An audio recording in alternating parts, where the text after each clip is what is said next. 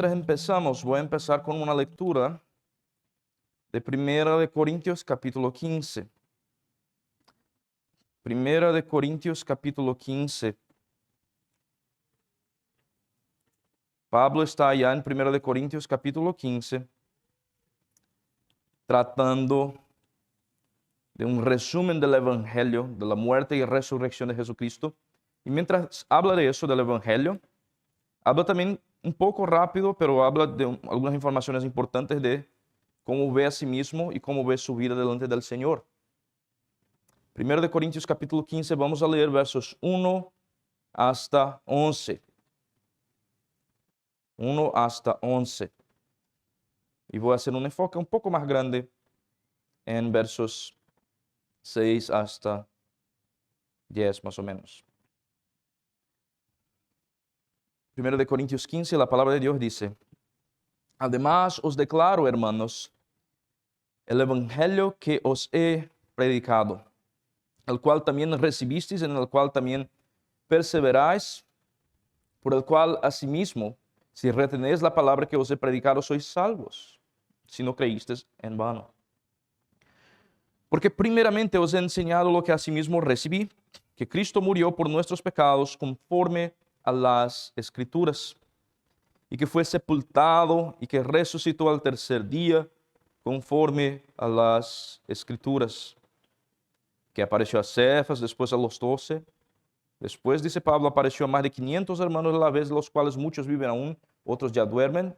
Después apareció a Jacobo, después a todos los apóstoles, y al último de todos, como a un abortivo, o como a un nacido fuera de tiempo, mejor traducido.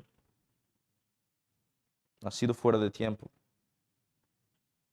Apareció también a mí, me apareció a mí, porque yo soy el más pequeño de los apóstoles, que no soy digno de ser llamado apóstol, porque perseguí a la iglesia de Dios.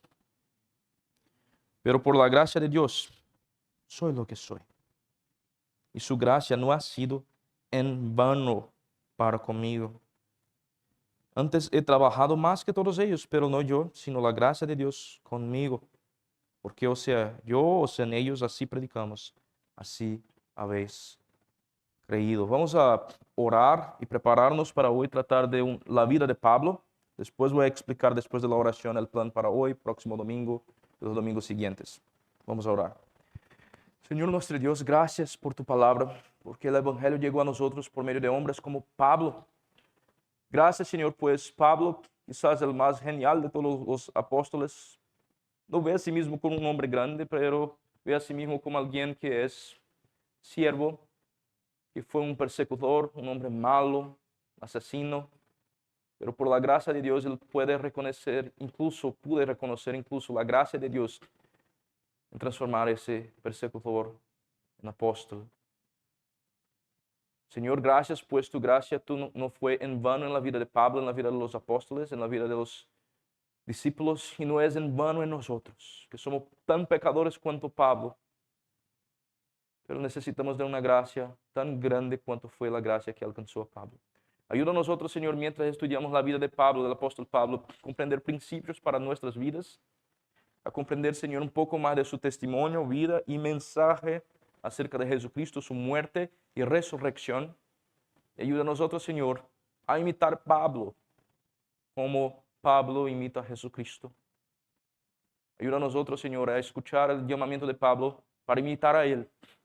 Que vengamos a imitar a Él como Él imita a Jesucristo y aprender de tu palabra hoy. Amén. Muy bien, muy bien. Mis hermanos, rápidamente antes de empezar la clase mismo, el plan es, yo pensé y había pensado, mi plan inicial, que cambió esta semana, fue de hacer una serie de estudios en Proverbios, que aún voy a hacerlo después. Pero antes de llegar a Proverbios, pensé que ya que estamos tratando de Colosenses, y no es sin razón que elegí Colosenses, creo que es una epístola, carta maravillosa que habla acerca de Cristo y que trata de muchas cosas que son apropiadas para nosotros hoy en nuestros contextos. Pero a mí me parece que es útil tratar de quién escribió, de Pablo, no solamente acerca de Colosas o de Colosenses, la carta de los Colosenses, pero tratar de Pablo en general, para aprender mejor a leer Pablo y sus cartas. Y esa carta específicamente de Colosas, quizás no tanto como Corintios, pero trata del llamamiento de Pablo, mayormente en capítulo 2. Vamos a ver eso después en otros mensajes. Y en un próximo estudio, en la próxima semana, hacer un estudio también de introducción a Colosenses en general, para tratar de la ciudad de Colosas, de los problemas que tenían, de la realidad de ellos. De hecho, un contexto que creo que va a ser muy rico para comprender mejor la palabra de Dios. Y después tenemos quizás 4 o 5 más domingos después de eso. Podemos tratar de Proverbios, y vamos a tener tiempo para tratar de Proverbios aún, pero voy a condensar un poco el estudio de Proverbios para introducir Pablo, el apóstol Pablo, y Colosenses con un poco más de detalles para les ayudar mientras predicamos en Colosenses en las mañanas. Muy bien, introducción a la vida de Pablo. Llegamos aquí hoy, ya he leído un poco de 1 Corintios 15. Pablo reconoce a su vida como bajo la providencia y gracia de Dios, el más pequeño de los apóstoles. Vamos a tratar de eso en un rato. Pero para nosotros nos parece que es el más grande de los apóstoles, de nuestra perspectiva. Más de la mitad del Nuevo Testamento es de Pablo. Casi todo lo que conocemos de doctrina y de explicación de la vida de Jesucristo, además de los evangelios, es de Pablo. El más pequeño de los apóstoles parece a nosotros el más grande de los apóstoles, pero se ve a sí mismo como alguien que no es digno de ser llamado apóstol. Pero también no rechaza, no está haciendo poco de sí mismo y pensando, oh, pobrecito de mí, yo pequé. No está diciendo la verdad, es una confesión de verdad de cómo ve a sí mismo. Pero al mismo tiempo sabe que la gracia de Dios no obró, no trabajó en vano en su vida. Entonces sí, mientras él tiene gran dudas acerca de sí mismo y una imagen muy pequeña de sí mismo, él tiene una gran imagen y una comprensión de que la gracia de Dios es grande, suficiente, no solamente para borrar pecados de un persecutor, no solamente para perdonar a él, pero incluso para hacer con que el persecutor, ese nacido fuera de tiempo, sea el instrumento más fuerte, más poderoso, más útil, humanamente hablando, de la gracia que transforma. Pablo es quizás, ya tratamos de Manasés, Pablo quizás es el único ejemplo que llega cerca de Manasés en el Nuevo Testamento. El peor pecador que fue más utilizado por la gracia de Dios. Es impresionante. Por eso que creo que vale la pena, ya que más de la mitad del Nuevo Testamento es de Pablo, ya que su vida y testimonio son tan importantes para comprender el contexto de sus escritos, creo que vale la pena tratar de la vida de Pablo rápidamente hoy. Y ver qué podemos aprender de eso y también cómo leer la Biblia mejor. Siempre que estoy haciendo estas introducciones, sea un libro de algo, me interesa aplicar en cómo leer mejor la Biblia a la luz de esas informaciones. No es solamente curiosidad, pero es algo para ayudarnos. Próximo, por favor, Kevin. Vamos a empezar tratando de algunas cosas de la vida de Pablo, de por qué estudiar la vida de Pablo. Ya de algunas razones. El Nuevo Testamento preserva las cartas de Pablo, también su historia. Mitad del libro de Hechos es Pablo, es alrededor de Pablo. La historia, mitad es Pedro, mitad es Pablo, de manera general. Más de la mitad de los documentos del Nuevo Testamento son de Pablo. Hay mucha razón por qué estudiar Pablo para comprender mejor sus escritos a la luz de su historia. El libro de Hechos documenta su vida y ministerio en detalle, sabemos de eso, y conocer esa historia ilumina lo que escribió y le da significado más rico. Y ya expliqué que eso tiene que ver también con prepararnos para leer Colosenses, pero en general todas las cartas de Pablo también. Así que mi presupuesto,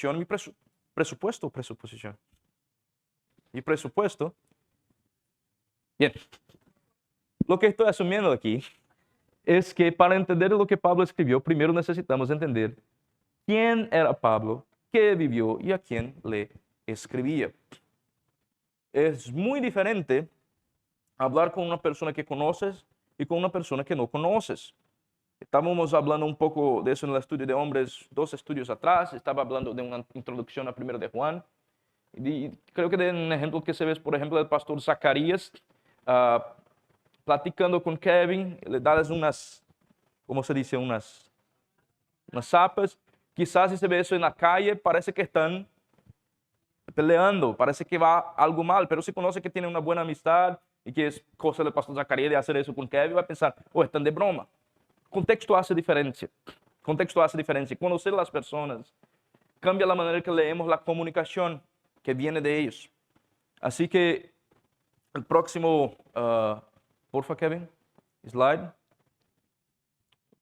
Así que vamos a tratar primero, en primer lugar, de Pablo en su formación. Hay algunas informaciones mayormente en la Biblia, que tenemos en la Biblia, pero muchas veces están aisladas en un lugar u otro y leemos rápido a veces una información u otra y no nos damos cuenta de cuán relevante, cuán importantes esas informaciones son.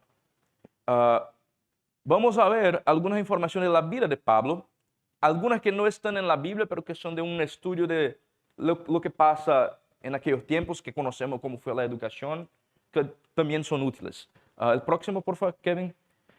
Pablo nació en una ciudad de Tarso de Cilicia, ciudad importante. En Hechos 21 hay eso allá. Y cuando se dice, quizás se lee en tu libro Hechos, bien, nació en la ciudad de Tarso, está bien. Dale y continúas, pero es importante notar que Tarso fue una ciudad importante. Pablo nació en un contexto privilegiado. Pablo tuvo una instrucción, las mejores que se podría tener en aquel lugar, y nació en una ciudad como un fariseo. Los fariseos fueron un grupo de judíos que fueron muy específicos en su cumplimiento de la ley y añadían reglas y fueron muy disciplinados y diligentes y esforzados en cumplir la ley de Dios, pero en su esfuerzo también fueron quizás radicales y añadieron y hicieron mal en parte de sus enseñanzas. No debemos quizás, leemos la Biblia, leemos fariseos en el Nuevo Testamento y muchas veces pensamos que es un grupo unificado. No debemos quizás pensar así. Déjame decir eso. Es quizás como decir que los evangélicos son un grupo unificado. No son. Habían fariseos que seguían a Jesús y había fariseos que rechazaban a Jesús. Nicodemos fue a preguntar acerca de Jesús, fue un fariseo. Pero Pablo estaba en la ciudad de Tarsos y es importante decir también que mientras estaba en esa ciudad importante, de lo que sabemos de la historia, la arqueología, de los datos que tenemos de la historia, esa ciudad no fue una ciudad que tenía muchos judíos. Que sugiere, la sugerencia de eso para nosotros es que un grupo de fariseos en una ciudad que no hay muchos judíos va incluso a tener la tendencia de ser aún más fuertes en sus convicciones, ya que son una minoría. Y bien, eso pasó de hecho. Pablo va a dar testimonio de sí mismo como uno de esos que fue de los más dedicados en mantener su fe conforme las enseñanzas de los fariseos. Cuando leemos en la Biblia, a mí me interesa leer rápidamente aquí. Déjame ver que estoy tratando de eso de más o menos de memoria. Que Pablo habla de cuando él fue fariseo. Creo que es en Gálatas. Bien, me olvidó la referencia. Pero Pablo va a decir que fue uno de los más dedicados. Oh, es en Filipenses. Familia judía, tribu de Benjamín. Filipenses 3, verso un poco antes de 5. Él va a decir que no tiene lo que confiar en la carne. Y parte de su argumento es decir quién él fue en el pasado. Aunque yo tengo también de qué confiar en la carne, hablando en contra de los judíos, si alguno piensa que tiene que confiar en la carne, yo más. Circuncidado al 8º día, del linaje de Israel, de la tribu de Benjamín, hebreo de hebreos, en cuanto a la ley, fariseo, en cuanto a celo, perseguidor de la iglesia, en cuanto a la justicia que es en la ley, irreprensible. Pero cuantas cosas para mi ganancia, las he estimado como pérdida por amor de Cristo. Pero bien, da a nosotros una perspectiva de cómo él vía a sí mismo antes de la conversión. Un hombre bien estrecho, un hombre bien dedicado, un hombre bien esforzado, en cumplir su perspectiva, su religión, que fue una religión que llevó él a perseguir los creyentes. Pero debo decir que ni todos los fariseos son iguales. Pablo fue de esa parte de los fariseos que quedaron en contra de Jesús, y quizás fue la mayoría de los fariseos, pero tenía su confianza en la carne, en su circuncisión, en su linaje, en todo eso. Pablo fue un judío, pero Pablo también fue un hombre que fue un romano. Eso es importante también tratar de la vida de Pablo. Su nombre llamamos Pablo hoy, pero Saulo de Tarsos fue el nombre más común que él utilizó en toda su vida. Llegó para nosotros un poco más Pablo, pero Saulo de Tarsos en honor al rey Saúl. Y Pablo, que un nombre de su origen romana, haciendo una referencia a la idea de pequeño en latín. Los romanos hablaban latín, aunque Pablo hablaba muy bien griego y latín.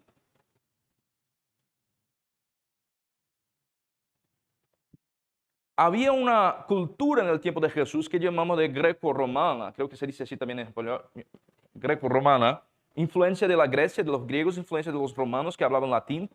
Y Pablo estaba en ese medio. La ciudad de Tarsos fue una colonia romana, no fue una ciudad de judíos. Y tenía ciudadanía, derechos romanos. Fue judío, fue romano, y eso fue después providencial en la misión. Fue importante eso, de hecho, para su ministerio después. Pero ahora, Pablo se describe Pablo antes de la conversión como ese que estaba muy bien, cómodamente en dos mundos, operando como judío, como romano. Así que tuve la posibilidad después en el futuro de adaptar su mensaje muy bien para diferentes audiencias, diferentes grupos, pero ahora es importante para nosotros decir que tuve esa educación y tuve esos privilegios civiles en los dos mundos. Ciudadano romano de nacimiento quiere decir que ese privilegio es casi como si tuviera un pasaporte diplomático. Creo que se dice así en español. Como diplomático.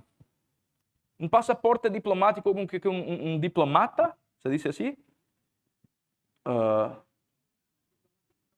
Diplomático, pero la persona que es un diplomata, un diplomático, qué extraño. El pasaporte es diplomático y él también es diplomático. También. Él puede navegar en diferentes países con muchos privilegios.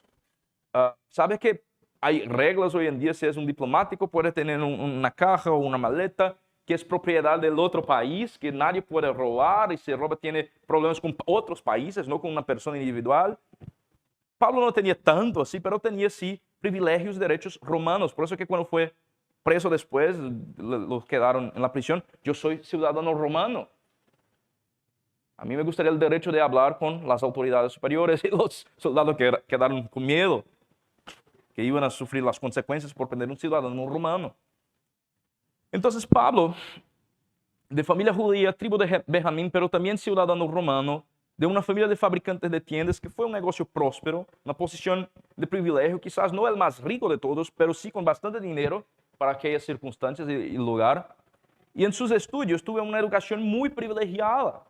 Llegó a aprender griego, latín, hebreo, arameo, por lo menos 4 lenguas, quizás más. No sabemos cuántas lenguas, pero por lo menos esas 4 lenguas sabía muy bien. Y lenguas que no son muy cerca una de las otras, no son muy fáciles, no es como portugués y español. No, arameo es muy lejos del latín. Y estudió bajo Gamaliel. La Biblia también dice eso, que estudió bajo Gamaliel, uno de los mayores, sino uno del mayor de los sabios judíos de aquel tiempo. Gamaliel fue el nieto del fundador, se puede decir, de la mayor influencia del farisaísmo.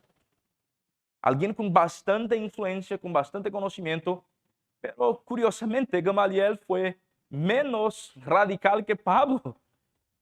Pablo, en su persecución a los creyentes, al cristianismo, fue extremadamente radical, fue a las últimas consecuencias, persiguió, mató, buscó adentrar, llegar a las casas de las personas, traerlos para afuera para matarlos, para juzgarlos y matarlos. Mientras Gamaliel decía, bien, si eso es obra de Dios, va a prosperar; si no es obra de Dios, va a pasar. No debemos hacer tanto mal a esas personas. Entonces Pablo tomó las mismas enseñanzas de Gamaliel y las llevó bien más a sus consecuencias últimas y bien más radical que Gamaliel. Y un hombre con una enseñanza, un estudio muy temprano, a los 5 años, empezó a memorizar las escrituras. Eso es lo que sabemos, parte de fuera de la Biblia, pero lo que sabemos de los estudios de los judíos en aquellos tiempos, de esos grupos. A los 5 años empezó a memorizar las escrituras. No es leer, es memorizar. Si piensas que niños de 5 años no pueden memorizar las escrituras, estás engañado. Mi hijo tiene 2 años y medio, ya sabe Salmo 23. No estoy diciendo eso para gloria o cosas así. Estoy diciendo, nosotros subestimamos muchas veces las capacidades de los niños. Y Pablo con 5 años ya estaba memorizando porciones largas de las escrituras. No es que todo judío hacía eso necesariamente, todo niño judío, pero esos que estaban bajo esa posición especial de educación privilegiada, sí. 5 años memorizando la Biblia. Quizás sabía con 6 años más Biblia que yo sé hoy del Antiguo Testamento. Y no es exagerado, no estoy diciendo eso. Pero sí, es muy posible ese tipo de educación y enseñanza e instrucción. Y si acuerdan bien, estamos tratando en un contexto en el que la cultura fue oral mayormente, aunque había escritos, pero no había tantos libros tan accesibles y fáciles como tenemos hoy. Y como es la manera más fácil, no más fácil, pero más efectiva de garantir que tienes conocimiento, es memorizarlo. Entonces, ya fueron creados en una cultura en que enseñar, educación pasaba por memorización diferente de nosotros, que pasa por ver videos y ver imágenes, es muy imagético y muy entretenimiento enfocado, pero él tenía, vamos a decir así, probablemente en inglés hay esa expresión de attention gap, de un tiempo de atención, de cuánto tiempo puedes detener atención en algo. En nuestra modernidad, por las pantallas, por muchas cosas, los niños no quedan tranquilos por 15 minutos sin hacer algo. Pero ellos no tenían todo eso, fueron forzados para tener una buena educación a desarrollar la capacidad de mantenerse enfocado en algo. Sin imágenes, sin videos, sin Peppa Pig, sin Baby Shark, esas cosas. Entonces sí es posible ese tipo de educación. A los 10 años más o menos, iba a empezar a estudiar con detalles la Mishnah. La Mishnah. La Mishnah es la interpretación de los judíos de los mandamientos, de las enseñanzas del Antiguo Testamento. Es como si fueran más o menos equivalente a lo que utilizamos como comentarios hoy para estudiar la Biblia. Pastores utilizan comentarios, pero esos fueron bien más autoritativos que nuestros comentarios que tenemos hoy. Una enseñanza autoritativa. Más o menos a los 13 años iba a estudiar los mandamientos. También habían mandamientos que se deducieron de las enseñanzas del Mishnah y de Escrituras. Algunos categorizan eso como 613 mandamientos. Bien, una enseñanza y un estudio muy, muy sofisticado, muy dedicado, muy temprano, bajo Gamaliel. Probablemente empezó un poco más como un adolescente, 13 o 15 años, bajo Gamaliel. Después del Talmud. Y bien, para no quedar en detalles de esas cosas de educación judía, vale decir que muy temprano tuve una educación muy específica, muy detallada, muy esforzada, muy privilegiada para ese tiempo también. Ya con 13, 15 años es cierto que por lo menos 3 lenguas ya hablaba. No sé cuándo él aprendió cada lengua, pero para estudiar esas cosas ya se necesitaba saber por lo menos arameo, hebreo y latín o griego, donde él vivía, pero probablemente ya tenía muy temprano las 4 lenguas. Y a los 30 años, así como el Señor Jesucristo, que fue un rabí, maestro, a los 30 años es cuando iba a tener la autoridad otorgada sobre él, puesta sobre él, de manera oficial y pública. Pero muy temprano, Pablo fue un hombre muy especial, muy fuera de las expectativas de muchas maneras. No es normal eso, ya estaba en camino. ¿Se puede poner el próximo, porfa, Kevin? Ya estaba en camino para ser el miembro del Sanedrín, que es más o menos el equivalente en el mundo judío de la Suprema Corte, decimos así por lo menos en Brasil, Suprema Corte también, judicial, el orden más importante ya estaba en camino para eso. Pablo fue, vamos a decir así, quizá el hombre que estaba en camino para ser uno de los más importantes maestros y rabís en medio de los fariseos, incluso a tener influencia en varios otros grupos de judíos por estar en el Sanedrín, que no era solamente de fariseos. Entonces, eso deja a nosotros, da una perspectiva de lo que fue la vida de Pablo para comprender mejor también el cambio. Humanamente, Pablo fue un hombre con mucho suceso humano, mucho éxito, gracias. Eso es portugués. Éxito humano, ya hablé de esas informaciones todas, que su padre también fue fariseo. Gálatas, fue Gálatas que estaba pensando, pero Gálatas capítulo 1, déjame leer también Gálatas capítulo 1, un poco de su dedicación y esfuerzo como fariseo. Gálatas capítulo 1, hablando del evangelio que él recibió. Verso 13 adelante dice así: ya habéis oído acerca de mi conducta en otro tiempo en el judaísmo, que perseguía sobremanera la iglesia de Dios y la asolaba, y en el judaísmo aventajaba a muchos de mis contemporáneos de mi nación, siendo mucho más celoso de las tradiciones de mis padres. Pero cuando agradó a Dios, que me apartó desde el vientre de mi madre, me llamó por su gracia, revelar a su Hijo en mí para que lo predicase entre los gentiles, no consulté carne ni sangre, y va a hablar que fue a Arabia, después a Damasco. Pero mi punto ahora es establecer muy claramente quién fue Pablo antes de Jesús. Humanamente, él tenía todas las razones para decir, no voy a seguir a Jesús. Yo voy a tener una posición social muy elevada, probablemente mucho dinero también, ya tenía dinero, iba a tener más como parte del Sanedrín, posición privilegiada. Tenía todo para no seguir a Cristo humanamente, diciendo. Pero Dios llamó a él para hacer otra cosa. A hacer otra cosa diferente.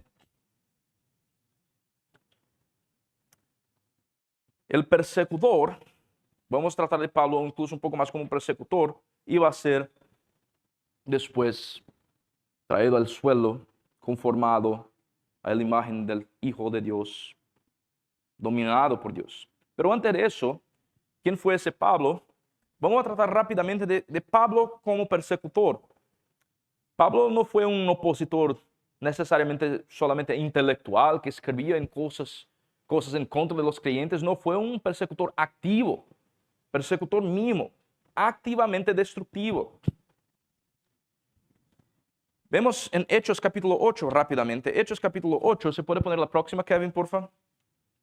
Verso 3, voy a leer otros versos para contexto, pero enfoca en verso 3, Hechos 8.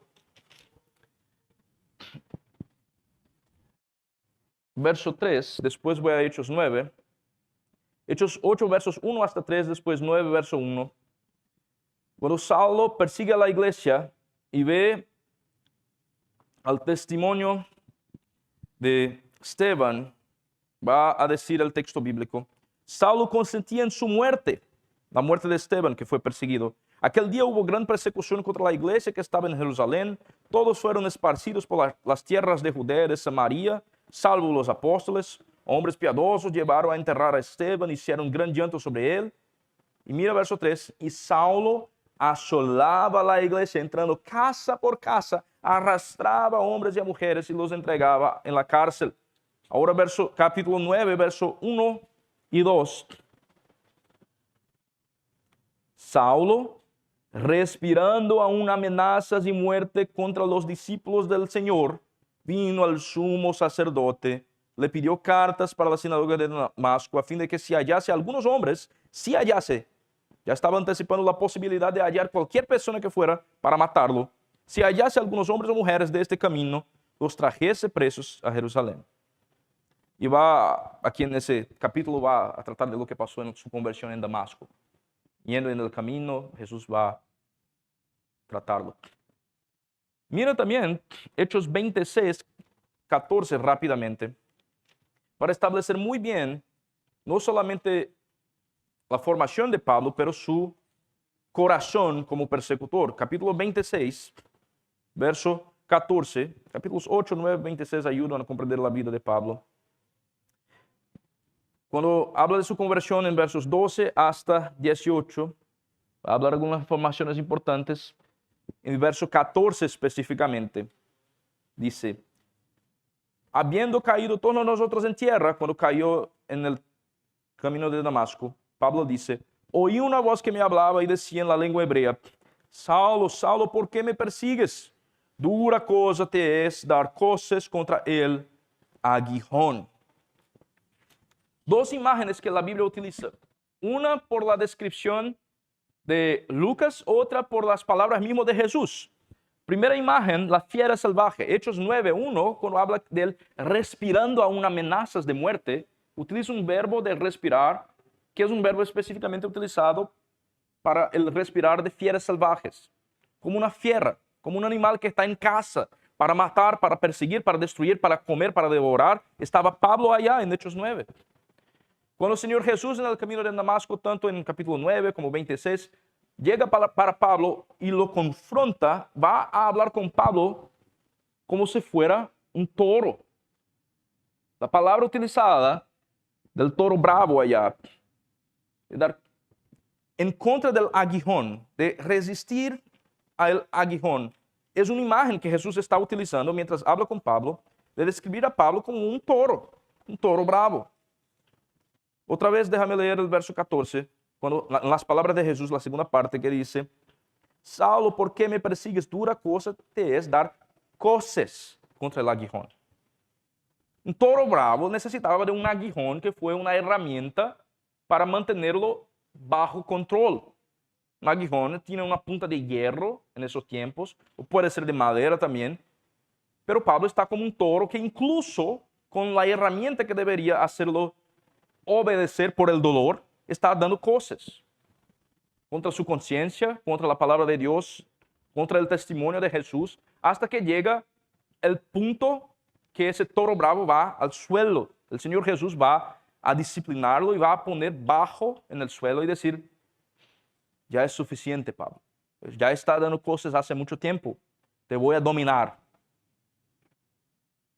Esas dos imágenes que la Biblia utiliza del toro bravo, así como de la fiera salvaje, son importantes para comprender cómo que Pablo fue un hombre lleno de odio. Él comprendía quizás en su perspectiva que maldito todo lo que es colgado en un madero, Deuteronomio 21, él conocía esos textos, y despreciaba a Jesucristo. No pensaba que fuera Dios. Él comprendía probablemente de su perspectiva que un Mesías crucificado fue una imposibilidad para su comprensión de lo que debería ser el Mesías, a pesar de conocer muy bien el Antiguo Testamento.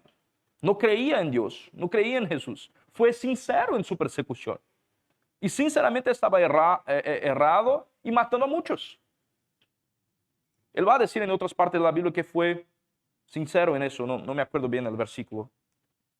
Pero ¿qué es que el Señor Jesús va a hacer? Y vamos un poco más rápido aquí, que tengo cosas a cubrir que tengo tiempo. Próxima, por favor, Kevin. La conversión de Pablo en el camino de Damasco. Ya conocen bien la historia.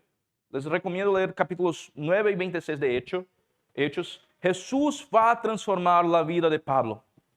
Va a decir, Pablo, ya es suficiente. No más. No más. Ya has perseguido mi iglesia por tanto tiempo. Estás persiguiendo a mí, dice Jesús. Pablo iba a Damasco a arrestar a los cristianos. Ya hablé un poco de eso.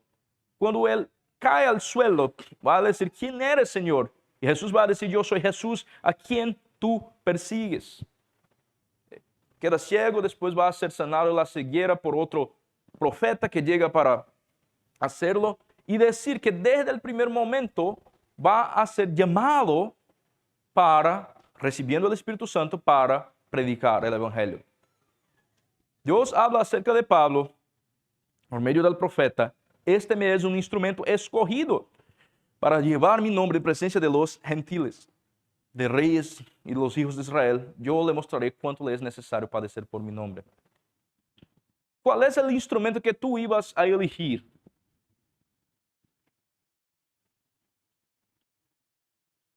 Están orando por un pastor. Déjame utilizar eso como ilustración. Estamos orando quizás por un pastor después del pastor Zach para esa iglesia. ¿Dónde que van a buscar? Quizás en el liderazgo de los narcotraficantes de la ciudad de Vallarta? ¿Es ese el mejor lugar para buscarlos? Quizás en el peor hereje y persecutor de la iglesia que puedes hallar en México, que habla español. ¿Es ese el lugar que va a buscar? El hombre más violento y el hombre más odioso y el hombre más que enseña más falsas doctrinas que puedes hallar. ¿Es ese hombre que vas a buscar? Pero fue eso que Dios hizo. Fue lo que Dios hizo. Nosotros no tenemos el poder para cambiar corazones. Claro, vale decir eso, no somos Dios. Pero cuán maravillosa es la gracia de Dios, que Pablo va a decir en 1 Corintios 15. No soy digno de ser llamado apóstol. Es verdad, él no es. Él no es. Ningún apóstol es, de hecho. Pero mayormente él. Pero por la gracia de Dios soy lo que soy. Dios obra una transformación en la vida de Pablo que es inimaginable humanamente, pero fue gracia de Dios. Próximo, porfa, Kevin. Ese toro bravo cae al suelo y va a ser el apóstol de vida. Un hombre que tuvo un ministerio de muerte ahora va a tener un ministerio de vida. Va a hacer muchos viajes misioneros. Su vida ahora va a ser de misión, de viajes, de sufrimiento y de cartas. Y de todo lo que tenemos aquí, por la misericordia y gracia del Señor, viene de la mano de Pablo en gran mayoría. Bien. El próximo, por favor, Kevin. Pablo va a reconocer eso y quizás fue por eso que siempre decía que tenemos el tesoro del evangelio en vasos de barro. Somos hombres frágiles. En todo su ministerio fue muy consciente de su fragilidad, debilidad. A pesar de lo que el mundo pensaba que iba a ser motivos para tener confianza en la carne, Pablo sabía que no podría tener confianza en la carne, pues la carne solamente engendró muerte para él, y muerte para los creyentes, y muerte para la iglesia. Pero ahora que el toro bravo vino al suelo, ahora está listo para servir. Después de su orgullo despedazado, después que el vaso se ve como roto, está listo para ser remodelado y puesto para usarse, para que la excelencia del poder sea de Dios y no de nosotros. Déjame leer un poco de testimonio de Pablo en 2 Corintios capítulo 4.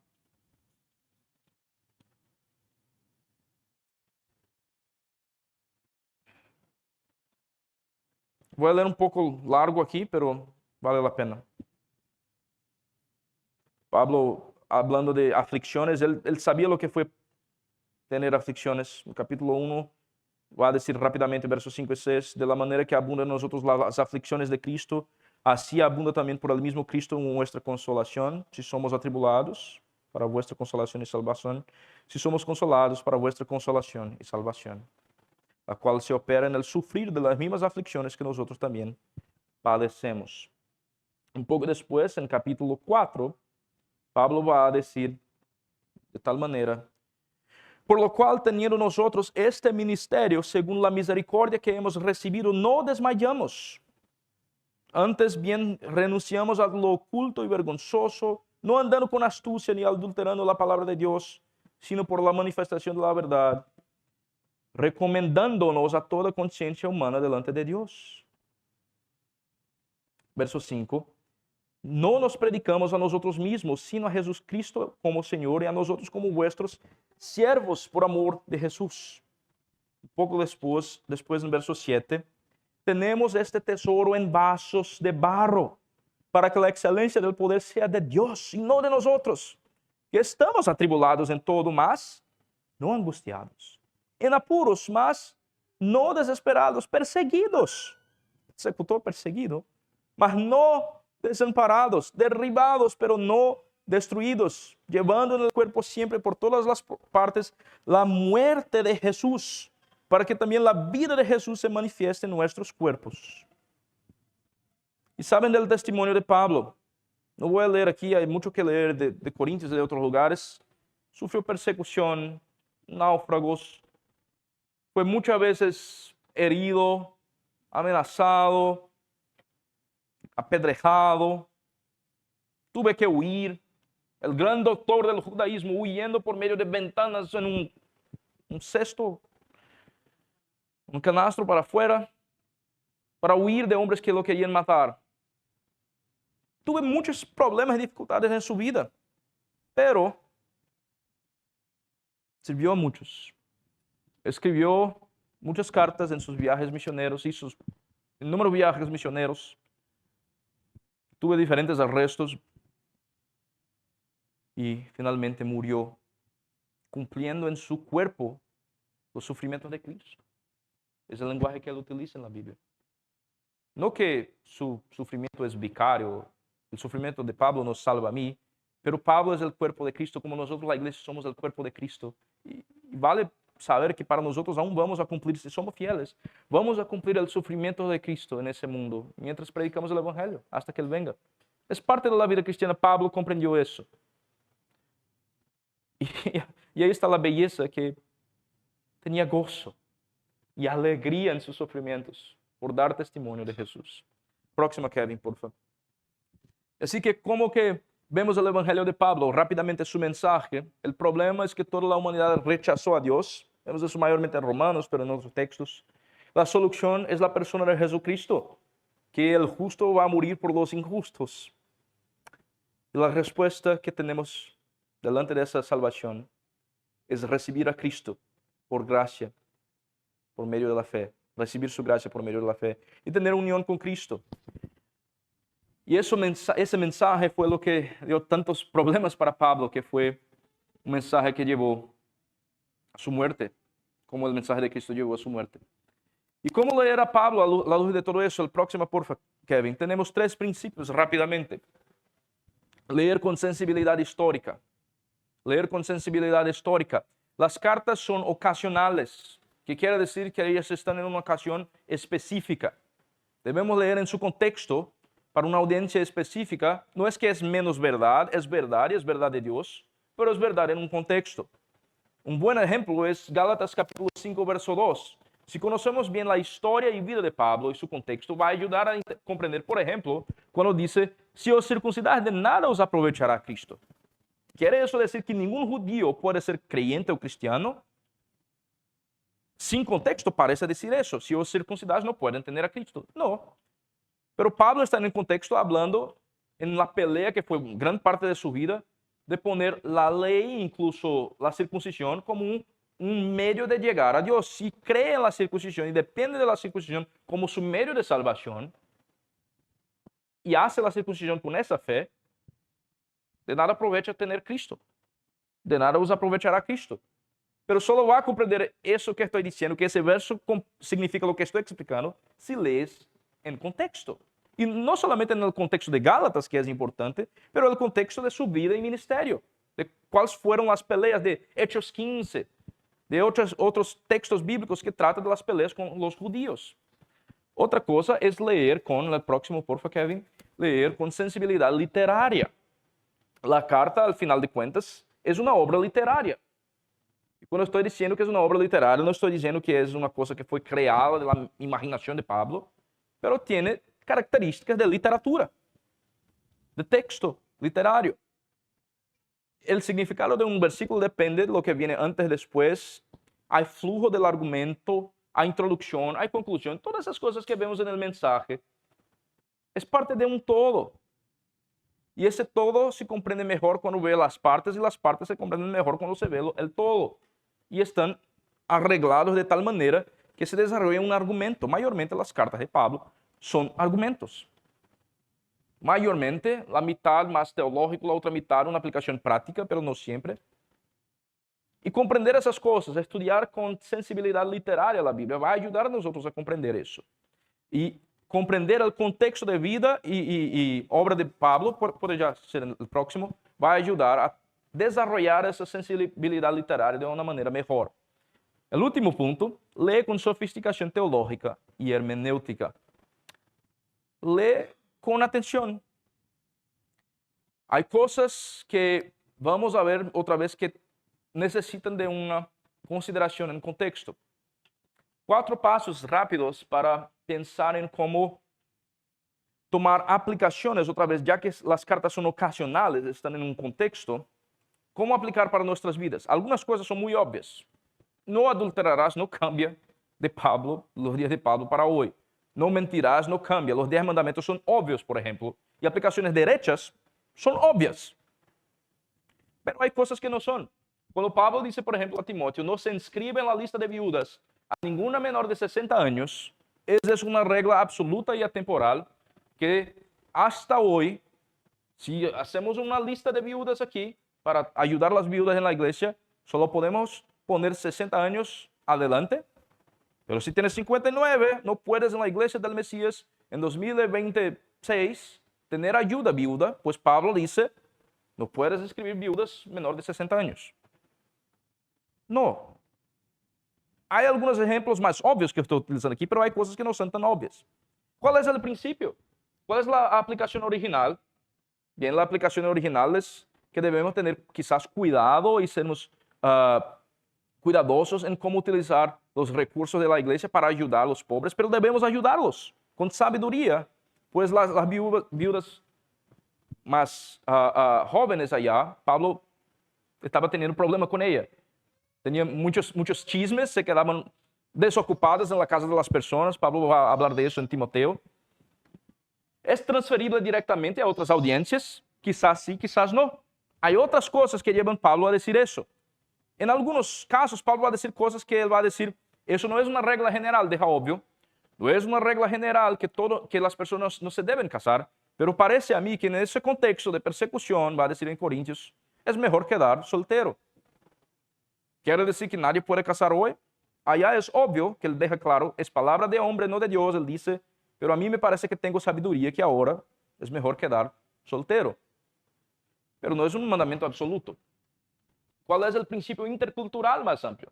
¿Qué estaba pasando en aquella cultura? Que quizás hay algo equivalente en nuestra cultura que debemos tratar, pero tratar de manera diferente. Y finalmente, ¿cuál es la aplicación apropiada para hoy? Conocer quién fue Pablo, su historia, su vida, sus persecuciones, sus batallas, las herejías en que predicó contra, los problemas, las discusiones, su vida e historia, va a ayudar a leer mejor las cartas cuando llegamos a las cartas. Y va a ayudar a nosotros a comprender mejor esas cosas. Muy bien. Entonces, eso es lo que tenía hoy para dar una introducción general a la vida de Pablo. Tenemos aún unos 10 minutos o algo así.